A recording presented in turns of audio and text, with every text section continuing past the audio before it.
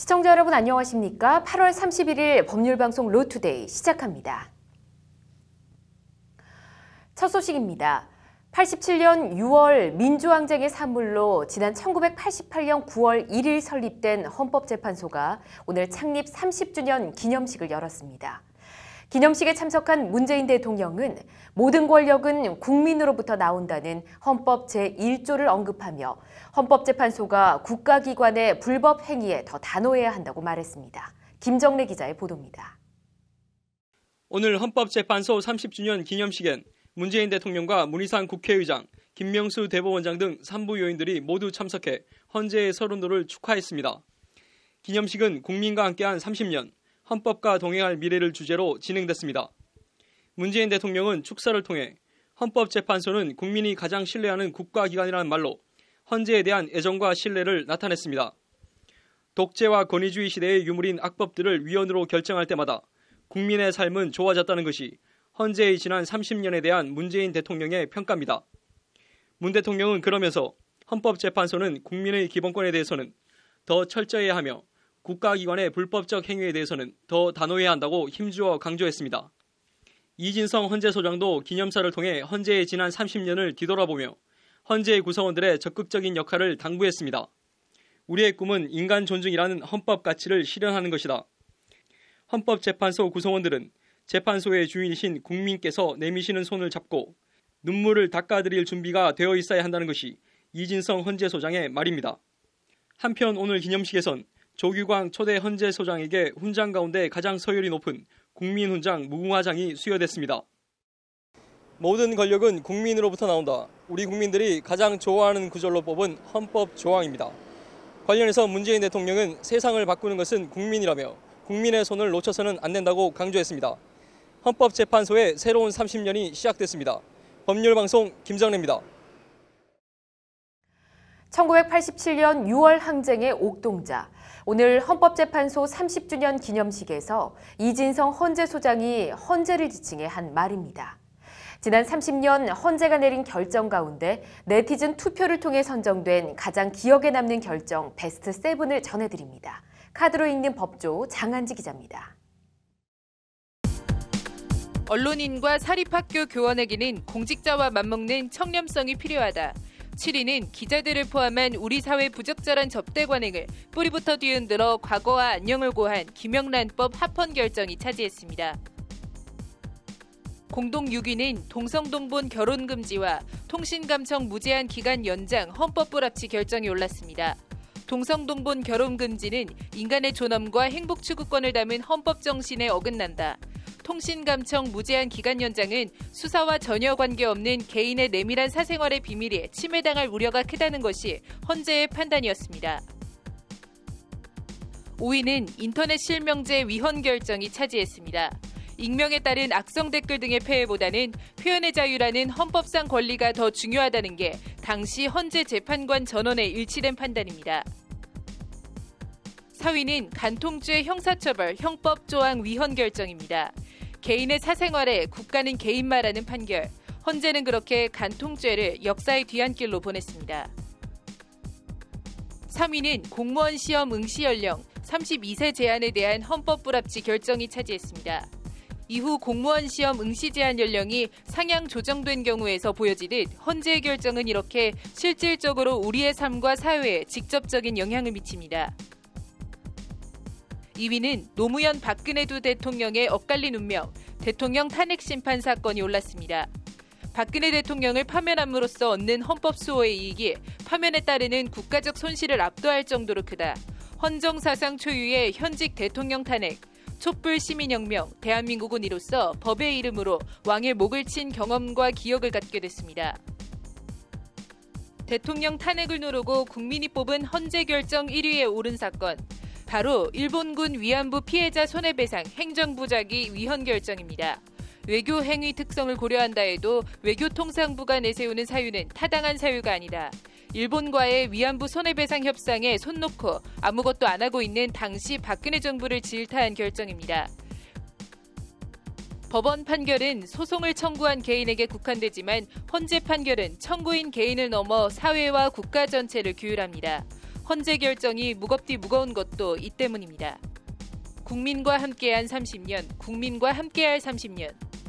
헌재의 또 다른 30년을 응원합니다. 법률방송 카드로 읽는 법조 장한지입니다.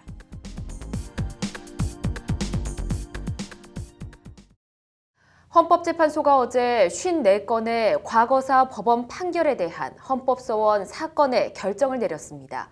유정훈 변호사의 뉴스와 법에서 자세히 짚어보겠습니다. 어서 오십시오. 안녕하세요. 네, 반갑습니다. 먼저 백기환 통일문제연구소장이 낸 헌법소원 내용부터 살펴보도록 할까요? 네, 백기환 소장은 박정희 정권 시절에 내려진 긴급조치로 인한 피해에 대해서 국가배상을 인정할 수 없다는 그 대법원 판례에 대해서 헌법소원에 대해 제기했습니다. 네. 헌재는 법원의 재판은 사법심상이 되지 않는다라고 하면서 재판관 7대2의 의견으로 각하 결정을 내렸고요. 네. 긴급조치의 피해자들은 그 긴급조치에 대한 위헌성을 확인하면서도 국가배상만은 받을 수 없다, 이런 것은 황당하다라는 입장인데요. 네. 헌재가 구제 방안을 차단한 대법원 판결에 대해서 문제를 제기할 수 없게 됐습니다. 이는 결과적으로 시대 정신을 반영하지 못한 시대착오적인 발상이다, 판결이다, 뭐 이렇게 지금 비판을 하고 있습니다. 그렇군요. 과거사 판결에 대해서 위헌 결정을 내린 것도 있지 않습니까? 네, 국가폭력 피해자들이 재심으로 무죄를 받은 후에 민사적으로 배상을 받아야 되겠다고 하면서 국가를 상대로 소송을 제기했습니다. 네. 1, 2심에서는 대피해자들이 승소를 했지만 양승태 전 대법원 시절의 대법원은 피해자들이 6개월 안에 소송을 제기하지 못했다고 하면서 소멸시효 완성을 이유로 원고 패소 판결을 내렸습니다. 네. 대법원에서 판결이 뒤집히면서 1, 2심에서 보상금을 수령했는데 이에 대해서 이자까지 붙여서 반환해야 되는 황당한 일이 벌어졌고요. 이에 헌법소원을 제기했고 헌재는 어제 재판관 6대3의 의견으로 해당 판결에 대해 위헌 결정을 내렸습니다. 결국 피해자들의 손을 들어준 셈이 됐습니다. 그렇군요. 백기환 소장이 낸 헌법소원은 각하를 하고 또 다른 경우는 위헌이라고 인용을 하고 어떤 차이가 있는 겁니까? 예, 조금 법리적으로 어려운 얘기일 수는 있는데요. 예. 헌재가 위헌으로 결정한 법령을 적용해서 국민의 기본권을 침해하는 재판이 이루어진 경우에는 예외적으로 사법심사를 할 수 있다는 법리가 제시하고 있습니다. 네. 쉽게 아주 단순하게 얘기하면 법원이 법률을 해석과 적용을 잘못한 경우에는 위헌 심사의 대상이 될 수 있다는 것입니다. 예. 재판 자체에 대한 직접적인 판단은 어렵지만 법률의 해석과 적용에 문제가 있다고 그러면 간접적으로나마 심사를 할 수 있다는 그런 방식을 취하고 있는 것입니다. 그렇군요. 그런데 국가로 인해 피해를 본 건데 어떤 경우는 배상을 해주고 어떤 경우는 배상을 받지 못한다고 하는 건 좀 문제가 있는 것 같은데요. 네, 그런 측면이 있기는 합니다. 구제를 받지 못하는 분들이 분명히 있기 때문인데요. 결과적으로는 이런 과거사 피해 구제와 관련해 가지고는 입법적인 그리고 정책적인 결단이 좀 필요하지 않을까 싶습니다. 그런 대책이 강구되기를 좀 바라고 있습니다. 네, 알겠습니다. 과거사 피해자들에게 더 이상 억울함이 생기지 않도록 합리적인 해결책이 나왔으면 좋겠네요. 오늘 잘 들었습니다. 법률방송 단독 보도입니다. 사전 선거운동 선거법 위반 혐의로 고발당한 이재명 경기지사 사건을 맡은 수원지검 성남지청 검사들이 최근 무더기로 고발당한 사실이 법률방송 취재 결과 확인됐습니다. 검사들에 대한 이례적인 고발, 어떻게 된 경위인지 정순영 기자가 전해드립니다. 사건은 지난 2015년으로 거슬러 올라갑니다. 김모 씨 등 2명이 당시 이재명 성남시장이 공무원들을 동원해 SNS를 통해 사전 선거운동을 하고 있다며 이 시장을 선거법 위반 혐의로 2015년 8월과 9월 2차례에 걸쳐 중앙선관위에 고발합니다. 사건을 넘겨받은 경기도 선관위는 고발장을 검토한 끝에 선거법 위반 소지가 있다며 같은 해 11월 검찰에 이재명 당시 성남시장에 대한 수사를 의뢰합니다. 그러나 이재명 시장 사건을 넘겨받은 수원지검 성남지청은 3년이 다 되도록 기소 여부를 결정하지 않고 사건을 쥐고만 있습니다. 이에 당초 이재명 시장을 고발했던 김 씨 등은 지난 21일 검찰이 직무를 유기하고 있다며 수원지검 성남지청장 등 성남지청 검사들을 무더기로 경기 남부경찰청에 고발했습니다. 상급자가 직권을 남용하여 수사를 방해한 사실은 없었는지에 대한 의심이 들고 수사 대상인 이재명 지사와 수사 검사 등이 담합한 것이 아닌지 사실 확인이 필요하다는 것이 김 씨 등의 주장입니다. 이에 대해 선관위원 출신의 한 변호사는 사전 선거 운동인지 여부에 대한 판단은 해당 선거가 이루어지기 전에 해야 하는데 3년이나 사건을 갖고 있었다는 것은 확실히 부적절하다고 밝혔습니다. 이 변호사는 그러면서 나중에라도 사전 선거운동 혐의로 판결이 나면 당선 무효가 될 수 있겠지만 보다 실효를 가지려면 검찰이 당연히 적정한 시기에 판단을 해줬어야 하는 일이라고 덧붙였습니다. 수사 외압이나 고의 지연 의혹에 대해 성남시청은 사실이 아니라는 입장을 밝혔습니다. 2016년도에 6개월 내내 이 건에 대한 수사를 벌였다. 지금까지 100명 가까운 성남시 공무원이 조사를 받았다. 지난해 3월부터는 성남시 임기제 공무원 압수수색 자료를 분석하느라 수사가 길어지고 있다. 또 몇십만 건의 리트윗 자료를 분석하느라 수사가 길어지고 있다는 것이 성남시청 관계자의 말입니다. 한마디로 조사 대상이 방대해 수사가 길어지고 있을 뿐 고의 지연 등은 아니라는 겁니다. 이 관계자는 그러나 기소 여부와 기소 시점 등은 언제 결정할 것이냐는 질문에는 즉답을 피해갔습니다. 법률방송 정순영입니다. 경술국 7일인 그제 민족문제연구소가 서울 용산의 식민지 역사박물관을 개관했다는 소식 전해드렸는데요. 박물관 설립에 실무적으로 산파 역할을 한 김승은 민족문제연구소 학예실장을 만나 이런저런 세상 이야기들을 들어봤습니다. 로투데이 인터뷰 신세아 기자입니다. 지난 2011년 박물관 건립위원회가 성립되고 그동안 10,000명이 넘는 시민들이 보내준 성금, 그리고 시민들의 자료 기부와 기증으로 건립된 식민지 역사박물관. 어느 하나 사연 없는 자료, 의미 없는 전시물은 없다는 게 김승은 민족문제연구소 학예실장의 말입니다. 강제동원 피해자가 자신한테는 한 장밖에 남지 않은 사진, 유일하게 남겨준 엽서 한 장, 이런 것들도 이제 기증을 해주셨고, 이렇게 하나하나 이 자료 안에서 너무 많은 역사가. 일본 제국주의 식민지라는 엄혹한 시절, 친일과 항일, 같은 시대, 서로 다른 길을 살다 간 삶들을 그대로 보여주고 싶었다는 김승은 학예실장. 식민지 역사박물관은 우리가 일제강점기에 겪었던 많은 다양한 삶 속에서도 친일과 항일이라고 하는 두 삶에 대해서 또 생각해 볼 수 있는 그런 박물관. 사연 없는 전시품이 없다고 했는데 해지고 낡아 별거 아닌 것처럼 보이는 이 깃발도 임신 8개월에 남편이 전장에 끌려나간 식민지 조선 여인의 한이 켜켜이 서린 깃발입니다. 저 깃발을 청춘만장이라고 불렀대요. 마치 이제 죽으러 가는 길에 앞세우는 만장기 같다라고 해서 그렇게 불렀다고 합니다. 결국에는 돌아가셔서 돌아오지 못하셨어요.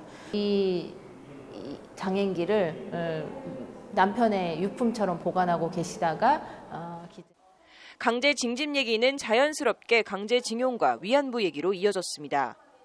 그렇게 해서 동원한 그 인원들이 노무자도 있고 병도 있고, 그리고 거기에는 근로정신대라고 하는 이름으로 어린 소녀들도 동원을 했고, 우리가 분노하고 있는 일본군 위안부 피해자들도 있습니다. 사연 없는 기증품이 없다는 얘기를 다시 하며 김승은 실장은 일본 정부를 상대로 한 소송 얘기를 꺼냈습니다. 그냥 집에 그냥 단순히 보관했던 자료들이 아니라 저 자료를 내보이면서 내 피해와 우리 가족이 겪었던 그런 고통들을 얘기하면서 저분들이 일본 정부를 상대로 다 재판 투쟁을 하셨던 분들이에요. 돌아가실 때까지, 돌아가시면 그 후손들이 뒤를 이어 싸워왔던 일본 전범 기업들을 상대로 한 강제징용, 일본군 위안부 피해 소송. 대한민국 정부는 그러나 어디에도 없었습니다. 더 화가 나는 것은 피해자들이 스스로 자신의 피해를 밝힐 때까지 일본 정부도 한국 정부도 절대 피해자들을 먼저 나서서 보살피거나 그 피해를 밝히려고 노력하거나 그러지 않았다는 거예요. 그 한 맺힌 소송을 양승태 사법부가 법관 해외 파견 증언 따위를 위해 박근혜 청와대와 재판거래 대상으로 삼은 황망한 현실. 선하고 차분했던 김승은 실장의 목소리가 높아졌습니다. 그런데 본인들의 피해를 적극적으로 나서서 밝히는 것을 이제는 국가가 나서서 막고 있다는 것이 바로 이번에 양승태 사법부의 재판거래에 이 정말 분노를 참을 수가 없는. 그리고 우리 법원이 사건을 뭉개고 있는 사이 이제 강제징용 손해배상 소송에 참여한 피해자는 단 2명만 생존해 있습니다. 이거는 일본 정부도 아니고 한국 정부가 전범 기업의 편에 서서 이것을 한일 관계의 문제로 얘기를 하면서 끊임없이 지연시켰다고 하는 것에 대해서는 이거는 정말 뭐라고 얘기할 수 있을지 모르겠어요. 한 맺혔지만 어디 남기지 못한 이야기, 전하지 못한 이야기들. 이런 이야기들을 기록하고 전하는 것. 그것이 식민지 역사박물관의 설립, 그리고 존재 이유라는 것이 김승은 실장의 말입니다. 이 박물관에서는 그러한 분들의 그 남기지 못한 이야기 그리고 다 말해지지 못한 역사에 대해서 시민들에게 더 널리 알리고 그리고 그것을 기억하고 그리고 제대로 된 역사로 기록하는. 인터뷰 말미 발걸음은 민족문제연구소가 펴낸 친일 인명사전 전시관 앞에 이르렀습니다. 엘리트일수록 법조계도 그런 면에서 친일에서 자유로울 수 없다는 것이 김승은 실장의 말입니다. 일제의 사법기관의 검사가 되거나 그리고 판사가 되거나 평생을 이제 법관으로 있으면서 독립운동가를 재판을 하고 그 사법제도 안에서 살았던 사람들.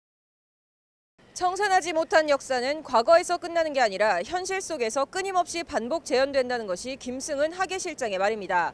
사법농단 재판거래 파문을 철저히 수사해서 사법농단 부역자들의 민낯을 남김없이 철저히 드러내고 합당한 대가를 치르도록 해야 하는 이유이기도 합니다. 법률방송 신세아입니다.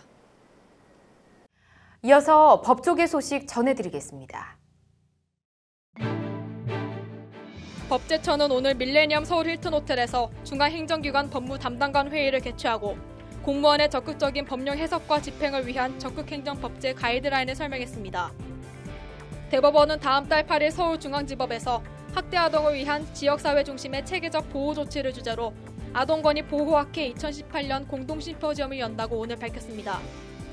법무부가 오늘부터 다음 달 1일까지 충북 진천 법무연수원에서 혁신을 위한 소통과 다짐을 주제로 범죄 예방 발전 워크숍을 개최한다고 오늘 밝혔습니다. 대한변호사협회가 다음 달 3일 오후 대한변협회관에서 미세먼지와 건강을 주제로 제59회 변협 포럼을 개최합니다. 8월 31일 루투데이는 여기까지입니다. 시청해주신 여러분 고맙습니다.